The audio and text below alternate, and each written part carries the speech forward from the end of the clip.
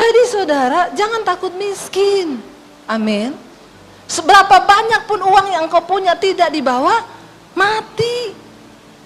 Waktu kita mati nggak bisa juga pakai peti dari emas. Sehebat apapun mobil yang kau miliki dibawa ke kuburan cuma pakai ambulans.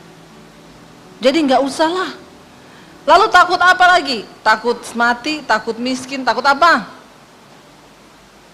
Yang berikutnya takut setan. Ada yang masih takut setan sini? Angkat tangan yang takut setan. Ya, tidak usah takut setan karena sekarang setan itu sudah bilang manusia lebih setan dari. Ya, sampai setan yang takut sama kita. Selingkuh yang disalahin siapa? Setan. Setan bilang enak di lu, sial di gua. Ya, jadi nggak usah takut setan. Roh yang ada dalam kita lebih besar. Hidup seadanya saja. Percaya sungguh kepada firman. Oke saudara, hari ini kita akan belajar sama-sama mengapa kita perlu mengalahkan ketakutan. Kenapa? Mari buka sama-sama 2 Timotius pasal yang pertama ayat yang ke-7. Mengapa kita perlu mengalahkan ketakutan? Ini baca sama-sama 1, 2, 3. Sebab Allah memberikan kepada kita bukan roh ketakutan, melainkan roh yang membangkitkan kekuatan, kasih dan ketertiban. Kenapa kita harus usir roh ketakutan dari dalam diri kita? Karena itu bukan dari Tuhan. Amin. Ketakutan bukan dari Tuhan. Karena itu kita perlu usir dari diri kita. Sebab Tuhan tidak pernah memberikan kepada kita roh ketakutan. Ketakutan itu roh. Dan kalau dia roh berarti dia bisa mengikat hidup saudara dan saya. Sehingga banyak orang hari-hari ini dibelenggu oleh ketakutan.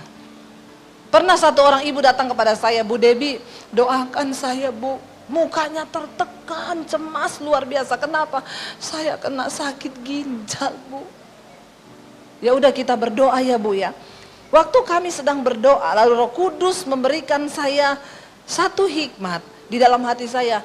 Ibu ini tertekan bukan karena sakitnya, tapi karena ketakutan akan kematian. Seringkali yang membunuh orang itu bukan penyakitnya, tetapi rasa takut. Lalu saya bilang sama dia, Ibu, Tuhan berkata jangan takut, ibu takut mati ya. Langsung meledak, dia nangis teriak saudara. Nangis sejadi-jadinya saya berdoa di dalam nama Yesus. Semua roh ketakutan akan kematian aku patahkan dalam nama Yesus.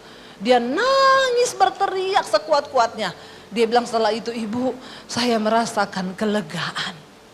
Iya, ibu orang sakit belum tentu langsung mati.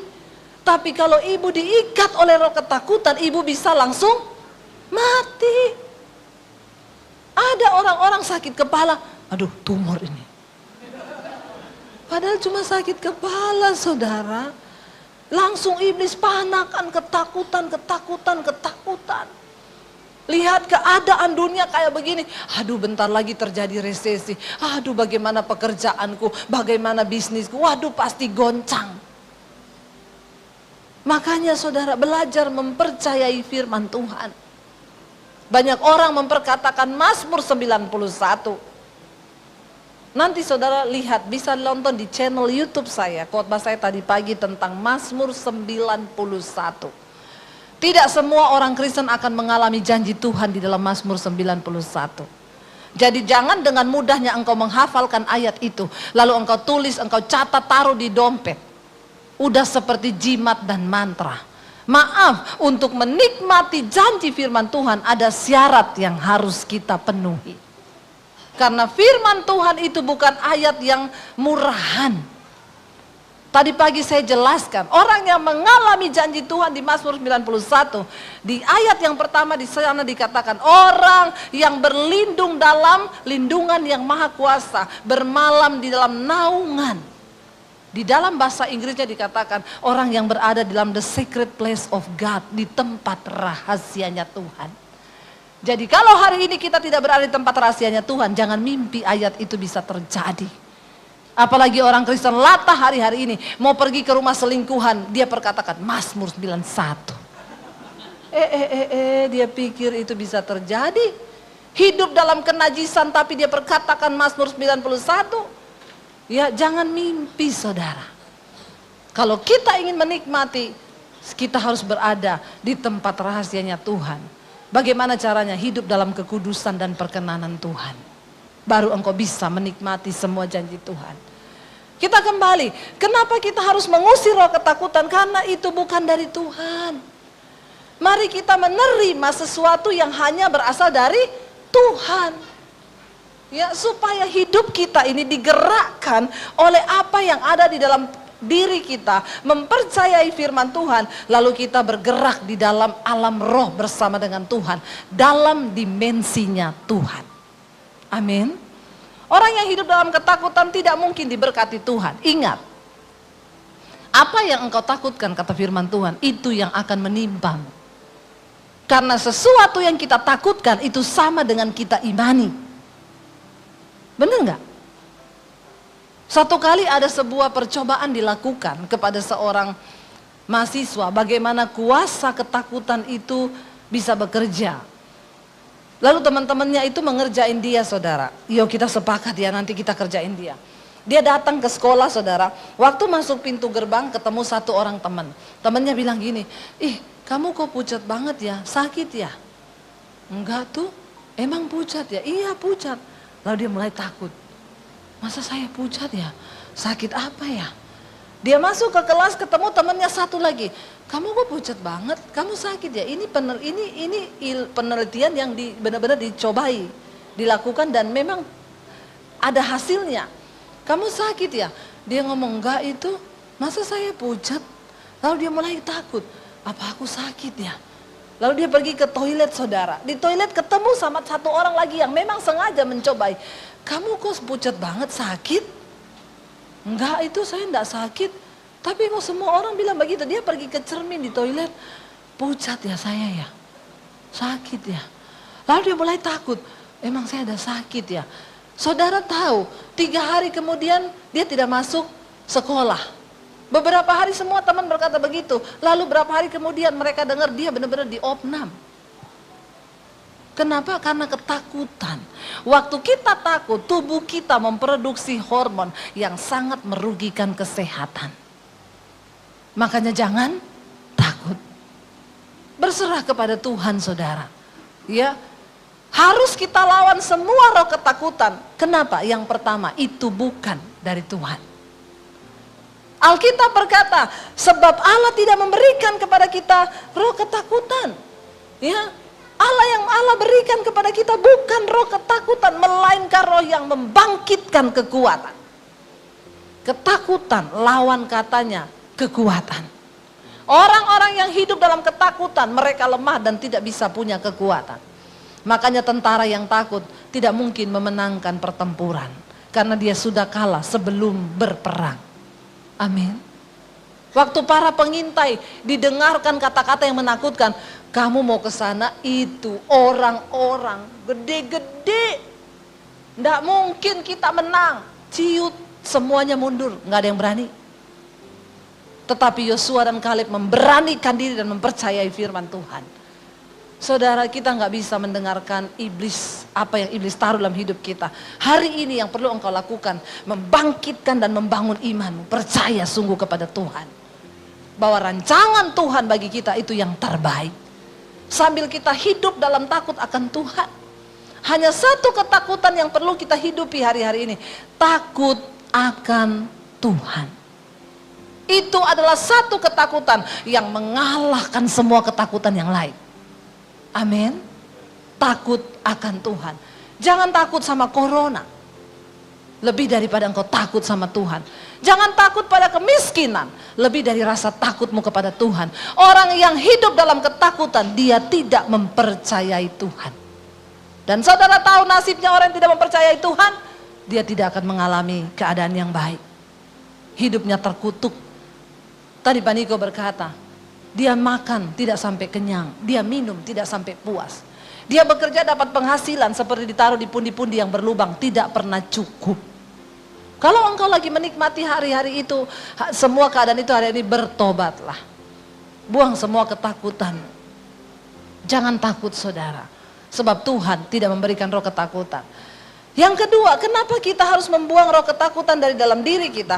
Karena di dalam dunia ini kan hanya ada dua oknum yang mencoba menguasai manusia. Yang pertama Tuhan, yang kedua setan, iblis. Kalau ketakutan bukan dari Allah, berarti dari iblis. Kalau kita hidup dalam ketakutan, berarti kita mempercayai iblis. Coba kita baca sama-sama ayatnya. Yohanes pasal yang ke-8 ayat 43 sampai 44. Yohanes 8 ayat 43 sampai 44 ada di sini. Baca sama-sama 1 2 3. Apakah sebabnya kamu tidak mengerti bahasaku, kata Yesus? Sebab kamu tidak dapat menangkap firmanku. Ayat 44. Iblislah yang menjadi bapamu, dan kamu ingin melakukan keinginan-keinginan bapamu. Ia adalah pembunuh manusia sejak semula dan tidak hidup dalam kebenaran. Sebab di dalam dia tidak ada kebenaran. Apabila ia berkata dusta, ia berkata atas kehendaknya sendiri. Sebab ia adalah pendusta dan bapa segala dusta. Kenapa orang hidup dalam ketakutan? Ayat 43 tadi berkata, karena engkau tidak mengerti bahasanya Kristus. Sebab apa? Kamu tidak dapat menangkap firman-Ku. Orang hidup dalam ketakutan karena dia kurang mempercayai dan tidak mengerti kebenaran firman. Kenapa? Karena memang kamu tidak pernah mendengar firman yang benar. Dan yang kedua, karena engkau tidak pernah membaca firman. Bagaimana mungkin membaca saja aku sulit. Bahkan Rasul Paulus bilang, hari-hari terakhir ini orang bukan hanya tidak percaya firman, mereka membuat kebenaran bagi dirinya sendiri. Tadi pagi saya saksikan, seorang ibu telepon saya, Bu, suami saya selingkuh, Bu, saya tahu. Lalu ibu sudah tanya, sudah, dia mengakui iya. Lalu saya tanya, Bu, sama dia, kamu pilih saya atau perempuan itu? Suami saya jawab, dua-dua. Istrinya bilang, saya tidak mau diduakan, kamu pilih salah satu. Suaminya jawab, kamu pikir gampang semudah itu melupakan dia? Beri aku waktu. Lalu istrinya berkata, sampai kapan kamu butuh waktu untuk melupakan perempuan itu? Suaminya jawab, tunggu waktu Tuhan. Ya, luar biasa ya, untuk melupakan selingkuhan tunggu waktu Tuhan. Leo sudah senyum. Kenapa? Itu lagunya Leo. Karena setiap kali saya bertanya kepada dia, Leo kapan nikah? Dia bilang, waktu Tuhan pasti yang terbaik. Kalau Leo yang menjawab begitu memang pantas. Karena memang untuk menikah tunggu waktu Tuhan. Tapi orang disuruh lepaskan selingkuhan tunggu waktu Tuhan, kebangetan gak? Ini perlu dibaptis ulang. Direndam agak lama, 15 menit. Biar dia buka mata langsung di rumah Bapa di sorga. Lebih baik tubuhnya binasa tapi jiwanya selamat. Ngeri saudara, orang Kristen sekarang bikin ayat sendiri. Lalu dia juga bilang sama saya, Bu, kita ini anak Tuhan. Tuhan menyuruh kita saling mengasihi. Perempuan itu janda. Kalau saya tinggalkan dia, siapa yang akan memperhatikan hidupnya? Karena mengasihi janda itu berarti saya menuruti hukum Tuhan. Kamu harus saling mengasihi. Kamu itu gak ngerti ya, kamu Kristen, saya Kristen, janda itu juga Kristen, kita sama-sama anak Tuhan. Kalau orang yang tidak tahu kebenaran kayaknya bener loh. Bener gak? Saya bilang sama ibu itu, berarti suamimu sering dengerin khotbahnya Roma Irama, bahwa menikahi janda-janda itu ibadah. Tapi ibadah kalau nikahi janda tua. Kalau nikahi janda muda bukan ibadah, nafsu. Coba nikahi janda tua sana, yang sudah ompong peot. Nah itu ibadah itu. Saya angkat jempol. Yang dinikahi janda-janda muda yang seksi, Terus dia bilang, kan saya melakukan hukum Tuhan, Bu. Makanya Yesus bilang, kamu tidak bisa ngerti firmanku, malah bikin firman baru. Saya bilang memang Tuhan suruh kita mengasihi sesama anak Tuhan, tapi Yesus tidak bilang begini, kasihilah janda-janda muda itu dan nikahilah mereka. Tidak ada ayatnya, sudah jangan putar balik firman. Kenapa kita hidup dikuasai ketakutan, dikuasai dosa? Karena Yesus bilang, kamu, nah ini saudara, kenapa saudara? Karena di sini tadi dikatakan, iblis itu bapa dari segala. Orang ini ngomong pakai firman, tapi tidak sesuai firman. Berarti itu adalah dusta. Dan siapa yang ngomong itu? Setan. Iblis itu memutarbalikkan kebenaran. Coba saudara lihat lagi tadi ayat 44, kita baca lagi sama-sama di sana. Ya, dikatakan ayat 44, iblislah yang menjadi bapamu dan kamu ingin melakukan keinginan-keinginan bapamu. Yaitu menikahi janda tadi yang Kristen. Ia adalah pembunuh manusia sejak semula dan tidak hidup dalam kebenaran. Maka dia putar balikan, sebab di dalam dia tidak ada kebenaran. Apabila ia berkata dusta, ia berkata atas kehendaknya sendiri. Kalau engkau memutar balikan firman dan membuat alasan atas setiap dosamu atas kehendakmu sendiri, maka bapamu adalah iblis. Bilang amin yang kencang. Berhenti jadi orang Kristen yang suka mempermainkan kebenaran. Cukup saudara, karena Tuhan tidak bisa dipermainkan. Amin. Sekali kebenaran, mari hidupi kebenaran. Sekali Alkitab berkata hidup dalam kekudusan, hidup dalam kekudusan. Jangan buat alibi, ya. Jangan buat sesuatu yang lain yang bukan dari Tuhan. Ada lagi orang Kristen, ibu, saya sama istri saya punya hubungan yang tidak baik sudah 3 tahun. Saya berdoa terus sama Tuhan, Bu, biar Tuhan, engkau mau apakan Tuhan rumah tangga kami. Saya bilang mungkin Bapak ada salah, makanya ibu begitu tidak melayani Bapak. Ya memang dulu saya pernah ada salah sih. Ya sudah, Bapak balut hatinya, Bapak sudah mengecewakan dia, Pak. Saya sudah cukup 3 tahun, Bu, tapi dia tetap tidak mau melayani saya. Tapi saya berdoa sama Tuhan, mau dibawa kemana rumah tangga saya. Lalu dia bilang gini, tapi Tuhan itu baik, Bu. Oh iya? Kenapa, Pak? Saya pikir dia bilang Tuhan pulihkan. Tuhan baik, Bu. Di dalam pergumulan saya, Tuhan jawab doa saya, dia kirim wanita lain. Ya Allah, subhanallah. Ada Tuhan kirim wanita lain? Saya bilang, Bapak, dalam nama Yesus, bukan Tuhan yang kirim, itu iblis. Enggak, Bu, karena kan saya lagi bergumul buat rumah tangga saya. Dan wanita ini satu nasib sama saya, dia dicuekin suaminya. Jadi kami satu hati, satu nasib, satu perasaan. Saya bilang, satu tujuan neraka. Jangan memutarbalikkan firman. Ya. Kalau engkau mengucapkan sesuatu yang bukan dari Tuhan, itu iblis yang ngomong. Jangan perkatakan sesuatu yang tidak berdasar kebenaran firman Tuhan, saudara. Kenapa orang Kristen itu hidup dalam ketakutan dan memutarbalikkan firman? Karena ayat tadi 43, engkau tidak mengerti firman. Saya bersyukur lewat khotbah-khotbah saya di YouTube. Saya banyak dapat WA, ibu. Sejak mendengar khotbah-khotbah ibu di YouTube, kami jadi mengerti kebenaran yang benar.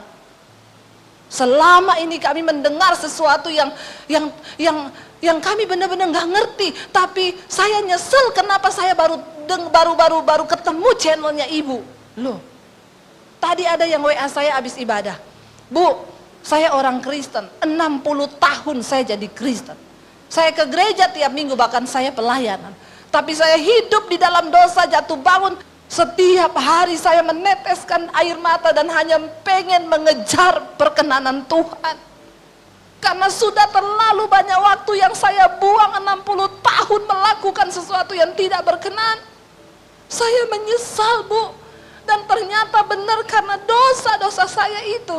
Sekarang anak-anak saya rumah tangganya tidak berbahagia karena mereka mendapat kutuk dari bapaknya ini yang tidak hidup dalam kebenaran. Saya melakukan kenajisan, Bu, berkali-kali saya menyakiti, tapi saya tidak mengerti. Sejak saya mendengar khotbah-khotbah ibu, Saya mulai mengejar kekudusan. Berapa bulan terakhir ini, Ibu tolong doakan saya, apakah Tuhan masih berkenan menerima saya.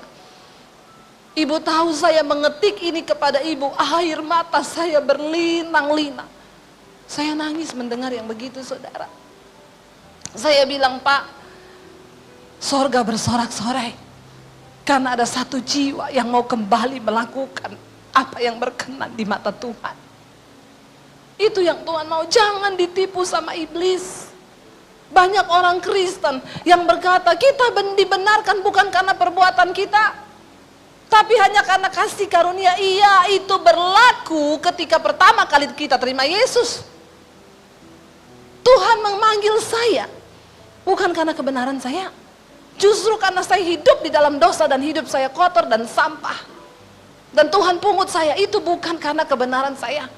Tapi ketika saya menerima Yesus sebagai Tuhan, saya menerima anugerahnya. Alkitab berkata, kerjakan keselamatan itu dengan takut dan gentar. Hiduplah di dalam takut dan gentar selama engkau menumpang di dunia ini. Takut akan Tuhan. Amin. Mari kita hargai anugerah Tuhan. Jangan dengarkan setan, saudara. Kenapa? Setan itu pendusta. Jangan mau ditabur roh ketakutan sehingga engkau hidup terbelenggu. Hari ini buang semuanya itu.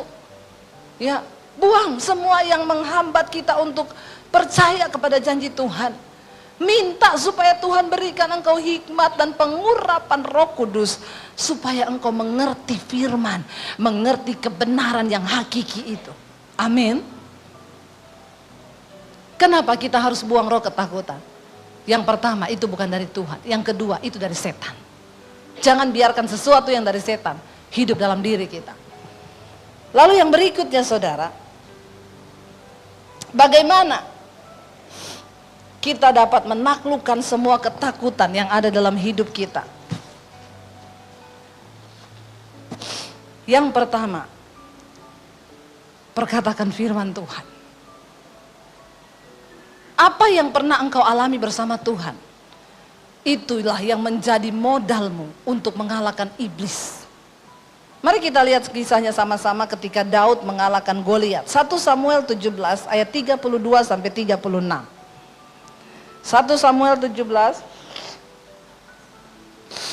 baca sama-sama 1, 2, 3. Berkatalah Daud kepada Saul, janganlah seorang pun menjadi tawar hati, karena dia, hambamu ini akan pergi melawan orang Filistin itu. Saudara, Goliat datang menebar roh ketakutan. Kenapa? Karena dia badannya besar. Dan ketika Goliat muncul, semua orang ketakutan.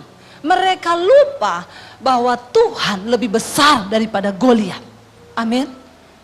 Sebesar apapun masalahmu, ingatlah bahwa Tuhan lebih besar dari masalah kita.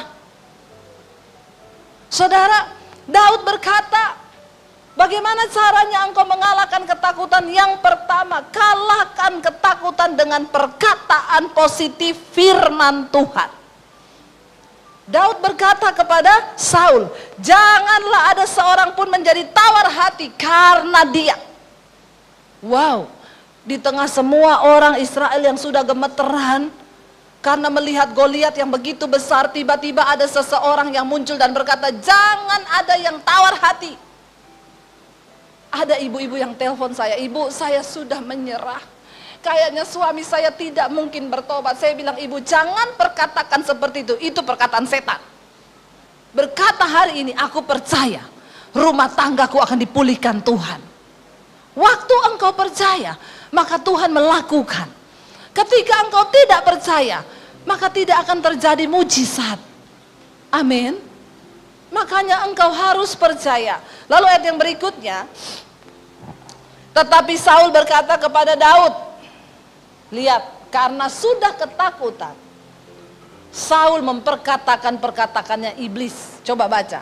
Saul berkata kepada Daud, tidak mungkin engkau dapat menghadapi orang Filistin itu untuk melawan dia, sebab engkau masih muda, sedang dia sejak dari masa mudanya telah menjadi prajurit.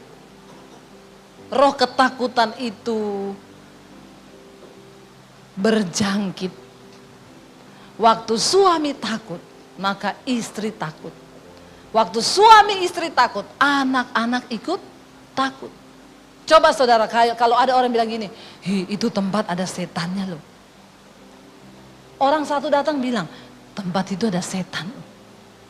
Dua orang, ada setan. Orang ketiga datang, dua orang ini meyakinkan, itu tempat ada setan. Padahal mereka belum pernah lihat setan di situ. Tapi coba kalau orang bilang gini, ada setan. Lalu kita bilang, mana setannya? Amin. Kita sedang memperkatakan iman. Ya, saya pernah saudara, satu kali syuting di satu studio stasiun televisi. Lalu saya mau syuting yang kedua, Bu mau ganti baju, iya. Di mana ya? Situ aja Bu, ada ruangan kosong. Terus gini, Bu, tapi hati-hati loh, kenapa? Horor. Saya masuk saudara. Terekam itu kata-kata horor. Jadi saya sambil merinding-merinding, memang ruangannya itu gelap gulita tapi saya harus tutup pintu kan. Ya, saya lagi ganti baju, saya rasa ada bayangan hitam besar di belakang saya berdiri. Ya. Merinding bulu kuduk saya pakai baju cepat-cepat saya lari. Lalu mereka bilang, "Ada apa Ibu? Sudah mengalami kan? Kita di sini kalau syuting tengah malam, Bu, di kamera sering ada penampakan." Iya, iya. Saya pergi lagi ke ruangan itu. Oh, setan sudah menipu saya. Saya masuk lagi ke ruangan itu, saya bilang, "Di mana engkau setan? Kamu pikir saya takut? Roh yang ada dalamku lebih besar." Enggak ada tuh yang menampakkan diri. Kenapa saya merasa ada bayangan hitam besar? Karena saya sudah ditanamkan perkataan iblis, horor loh Bu di situ.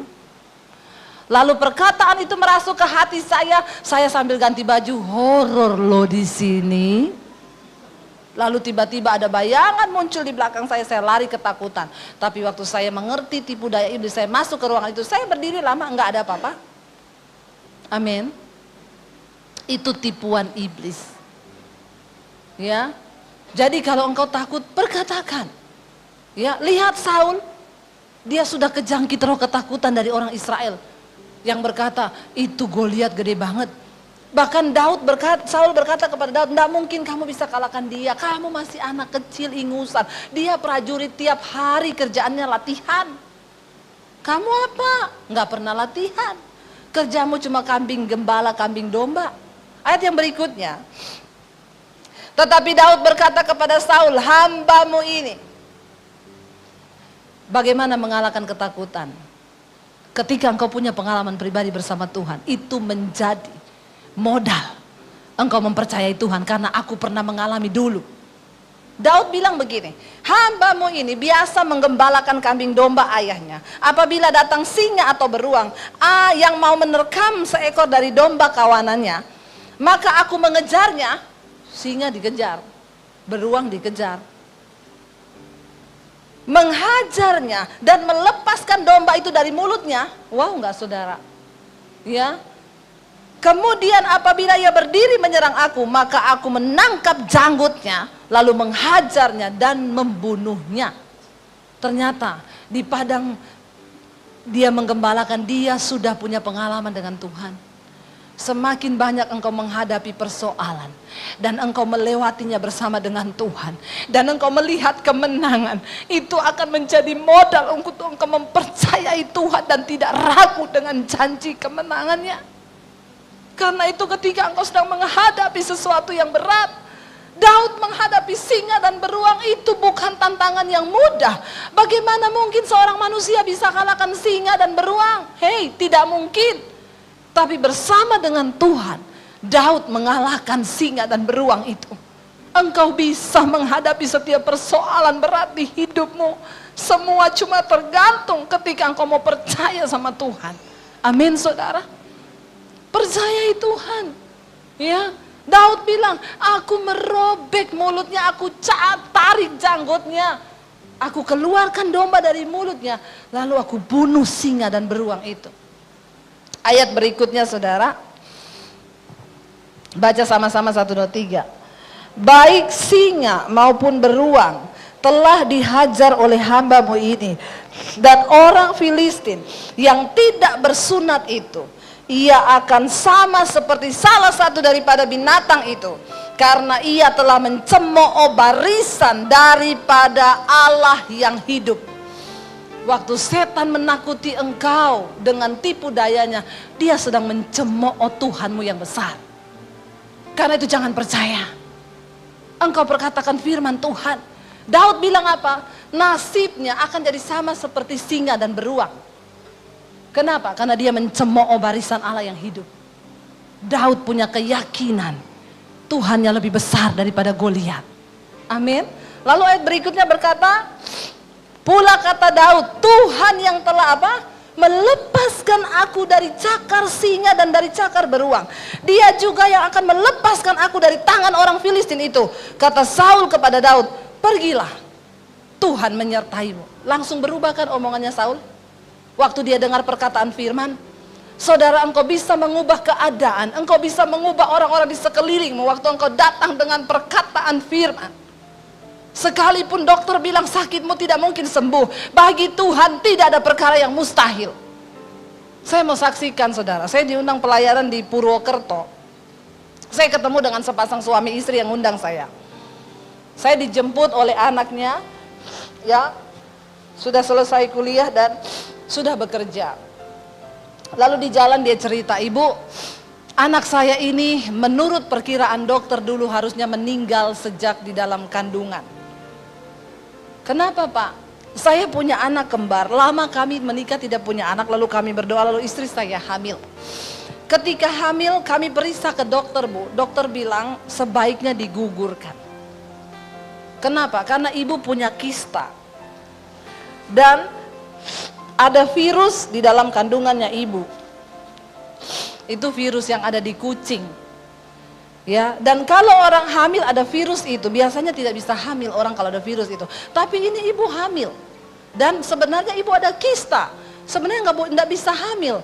Cuma saya bingung kenapa ibu hamil dan ini anak kembar. Jadi sebaiknya ibu gugurin. Karena anak ini lahir akan cacat. Dia dan suaminya menyatukan imannya, enggak. Kami tidak akan gugurkan anak ini. Karena kami tahu kalau Tuhan sudah beri anak itu anugerah. Mereka menjalani dengan iman.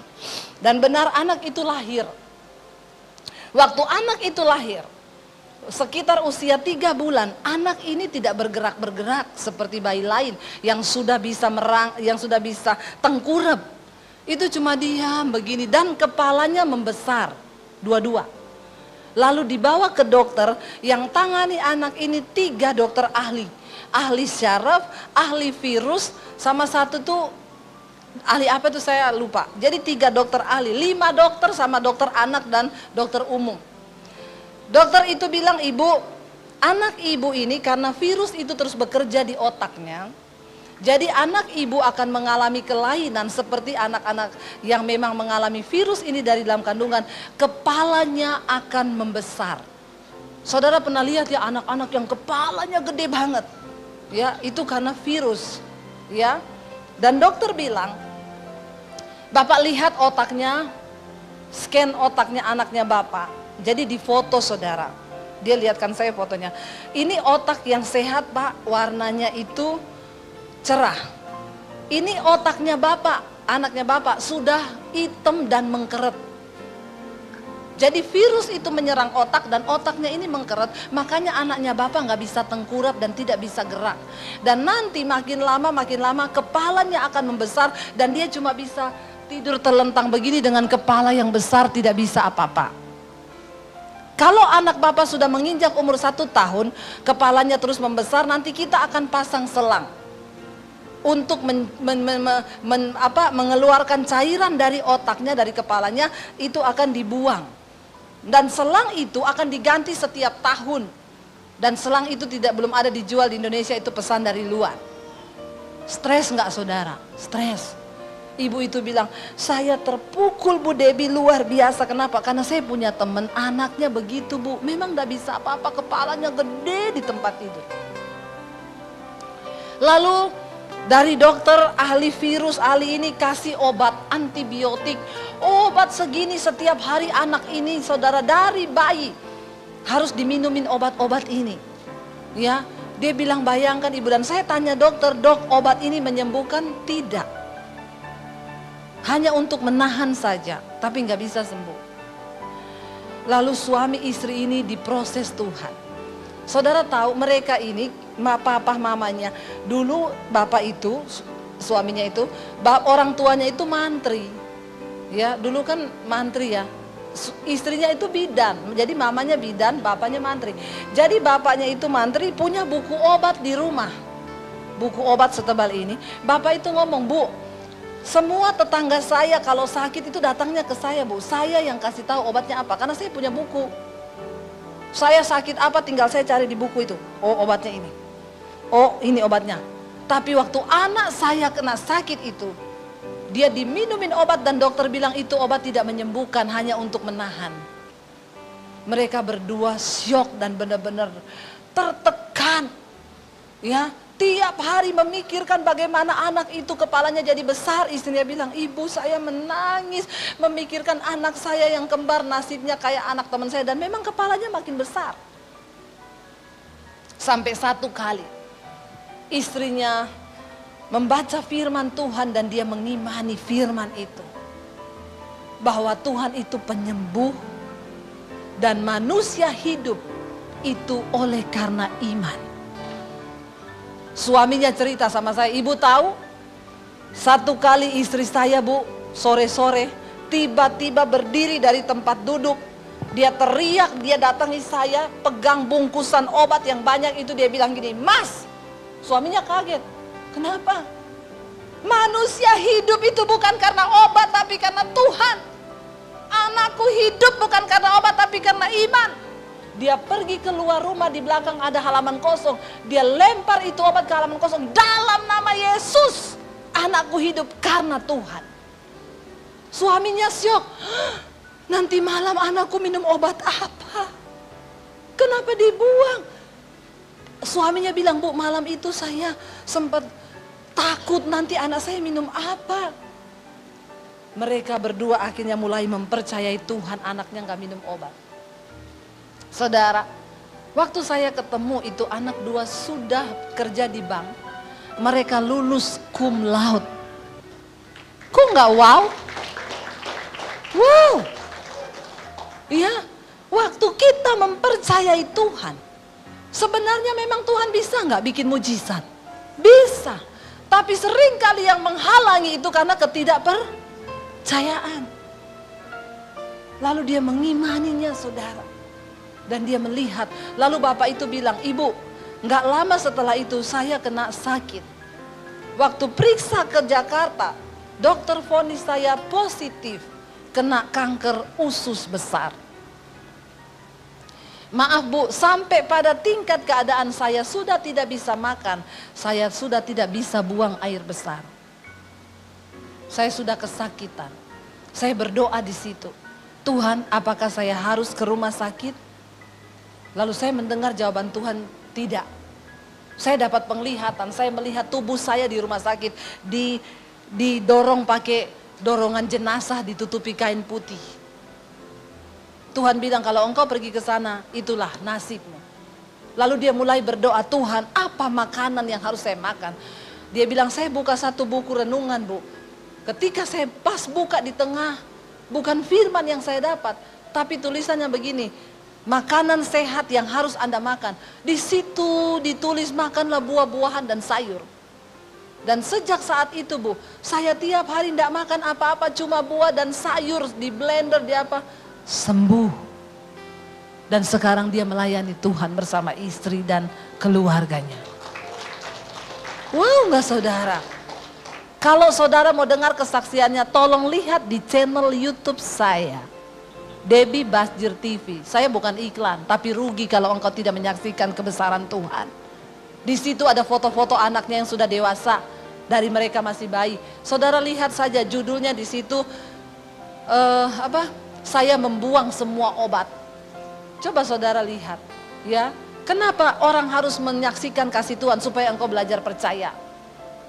Ini jamnya sudah selesai. Saya tadi sudah bilang kepada diri saya berkhotbah sampai jam 8:15. Karena jam 8:15 itu berarti 45 menit. Sekarang saya sudah 1 jam. Sudah kelebihan banyak waktunya. Tapi enggak apa-apa ya. Mau sampai jam berapa? Sampai jam 12 Anda puas, saya lemes. Karena ini sudah yang kelima saya khotbah, saudara ya. Saudara luar biasa kan? Kenapa engkau harus memperkatakan firman? Karena firman itu berkuasa mengubahkan keadaanmu. Lihat ketika Daud memperkatakan firman, langsung Saul berubah. Dia bilang apa? Ya sudah, pergi, Tuhan menyertaimu. Wow, enggak saudara? Coba kita lihat ayat yang berikutnya saudara. Ya. Lalu Saul mengenakan baju perangnya kepada Daud, ditaruhnya ketopang tembaga di kepalanya dan dikenakanlah baju sirah kepadanya. Saul meminjamkan baju perangnya kepada Daud karena dia bilang, Daud, kamu menghadapi prajurit nggak boleh nggak pakai baju perang. Ini perlindungan bagimu. Ayat yang berikutnya, lalu Daud mengikatkan pedangnya di luar baju perangnya. Kemudian ia berikhtiar berjalan sebab belum pernah dicobanya. Dia belum pernah pakai baju perang. Maka berkatalah Daud kepada Saul, aku tidak dapat berjalan dengan memakai ini sebab belum pernah aku mencobanya. Kemudian ia menanggalkannya. Jangan coba sesuatu yang belum pernah Anda alami kuasanya. Nggak usah cari dukun, nggak usah cari orang pintar, nggak usah coba dengan kekuatanmu, tapi percaya kepada kekuatan Tuhan. Daud mengandalkan Tuhan sepenuhnya. Dia bilang, maaf Saul, saya nggak pernah pakai ini, copot aja. Ayat yang berikutnya berkata apa? Lalu Daud mengambil tongkatnya. Di tangannya dipilihnya dari dasar sungai 5 batu yang licin dan ditaruhnya dalam kantong gembala yang dibawanya, yakni tempat batu-batu sedang umpannya dipegangnya di tangannya. Demikianlah ia mendekati orang Filistin itu. Siapa sangka cuma dengan 5 batu dari sungai ternyata bisa bunuh Goliat. Jangan pernah batasi Tuhan dengan caramu, karena Tuhan suka bekerja dengan cara yang tidak terduga. Amin. Bagian kita mempercayai saja, nggak usah mendikte Tuhan. Tuhan harusnya begini. Udah copot semua yang engkau rasa mungkin bisa. Jangan harapkan orang lain menolongmu, keluargaku bisa tolong saya. Berhenti menyalahkan keadaan dan mengharapkan sesuatu yang lain selain daripada Tuhan. Kenapa? Karena Tuhan bekerja dengan cara yang ajaib, bahkan yang tidak pernah muncul di dalam akal logika kita. Ayat berikutnya berkata, orang Filistin itu kian dekat menghampiri Daud. Di depannya orang yang membawa perisainya. Bayangkan, perisainya aja dibawain saudara, saking gedenya. Lalu ayat berikutnya berkata, ketika orang Filistin itu menunjukkan pandangannya ke arah Daud serta melihat dia, dihinanya Daud karena ia masih muda, kemerah-merahan dan elok parasnya. Dia bilang, anak kecil. Tuhan bisa memakai siapa saja. Bukan cuma hamba Tuhan, Anda pun bisa dipakai Tuhan dengan luar biasa. Waktu engkau percaya sungguh kepada Tuhan. Berikutnya kita baca, orang Filistin itu berkata kepada Daud, anjingkah aku, maka engkau mendatangi aku dengan tongkat. Lalu demi para allahnya orang Filistin itu mengutuki Daud. Dia mengejek Daud. Kamu pikir saya anjing? Datangi pakai tongkat, aku nih bawa lembing, pakai baju prajurit, pakai baju perang. Lu itu pikir aku anjing yang gampang dikalahkan dengan tongkat? Lalu ayat berikutnya berkata, pula orang Filistin itu berkata kepada Daud, hadapilah aku, maka aku akan memberikan dagingmu kepada burung-burung di udara dan kepada binatang-binatang di padang. Jangan dengarkan iblis. Ini perkataan setan yang coba melemahkan imannya Daud. Tapi Daud menentangnya dengan apa? Ayat 45. Tetapi Daud berkata kepada orang Filistin itu, baca sama-sama, 1, 2, 3.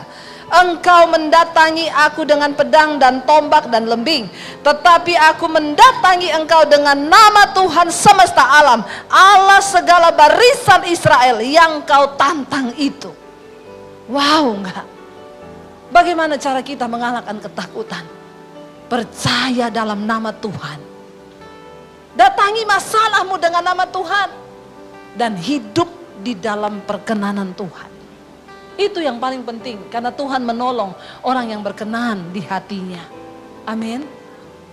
Ayat berikutnya berkata, Hari ini juga, baca sama-sama, Tuhan akan menyerahkan engkau ke dalam tanganku, dan aku akan mengalahkan engkau dan memenggal kepalamu dari tubuhmu. Hari ini juga aku akan memberikan mayatmu dan mayat tentara orang Filistin kepada burung-burung di udara dan kepada binatang-binatang liar, supaya seluruh bumi tahu bahwa Israel mempunyai Allah. Wow enggak? Kenapa Tuhan izinkan persoalan terjadi dalam hidupmu? Supaya waktu engkau ditolong Tuhan, orang lain melihat bahwa Tuhanmu hebat. Amin. Keluargamu melihat bahwa Tuhanmu hebat. Saya menjalani semua proses yang Tuhan izinkan terjadi dalam hidup saya.